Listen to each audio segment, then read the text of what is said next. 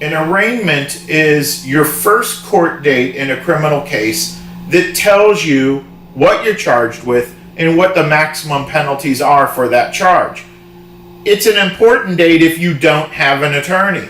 If you do have an attorney, we go to the arraignment or we waive the arraignment, so you'll never go to an arraignment if you have an attorney. Now, of course, there are exceptions to that, right? The main exception is, well, first of all, always get an attorney before your arraignment date. I'll give you one example why.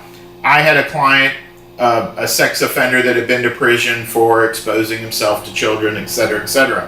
What does he do when he gets out of prison? He does it again. Except the cop charges him wrong. The cop charges him with a misdemeanor. And that means that maybe he won't go to prison. So rather than waive the arraignment, of course, we utilize that arraignment. We show up at arraignment and we compel the judge to accept a plea on a misdemeanor. Why is that important? Well, once he enters a plea on a misdemeanor, and the prosecutor knew what we were doing, he had some ways to stop it, but he was too young to understand how to stop it.